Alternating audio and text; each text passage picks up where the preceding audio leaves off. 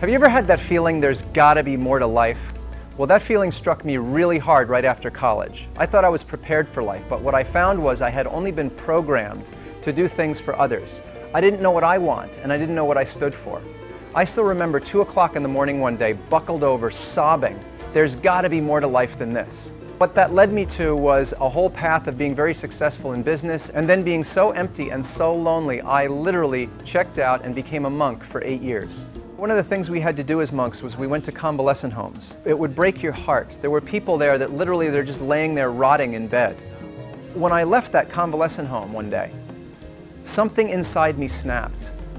And I vowed that as long as I am on the planet, people would not have to die that way. They would live passionate lives. When I studied the lives of people in convalescent homes, I found that they all had 3 main regrets.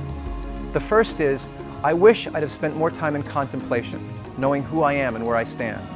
The second, I wish I'd have taken more risk in life. And the third, I wish I'd have left something of lasting value behind. If you experience that in your life, if you know there's got to be more to life than this, and you're worried about whether you're going to make your contribution, knowing your heart virtue will have a huge impact on your life and give you an awakening as to why you're on this earth. You know, we go through life with this sense of insecurity because we're living from the outside in. We're trying to get our outside world arranged so that we can finally feel secure in it. But when you know who you are and where you stand, and you start living from the inside out, and owning that who you are is creating the world around you, these quantum physics principles that I studied that Gandhi just applied like mathematics will create the world that you want to have. You just got to have the courage to bite into it and say, this is what I want for the world. Everything else will shift. You will love your life and live in alignment with the things that are most meaningful to you, and then you can bring that gift to the world.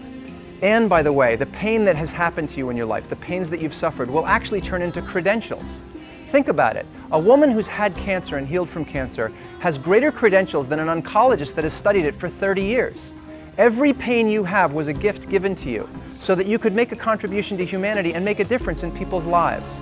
And when you can own that your pain is your credential and bring your gift to the world, you'll experience an amazing peace inside yourself, and you'll start to see that everything that's happened to you fit in and was belonging in your life instead of trying to make things wrong. There's only one thing that's wrong. Have you ever seen a 200-pound hummingbird?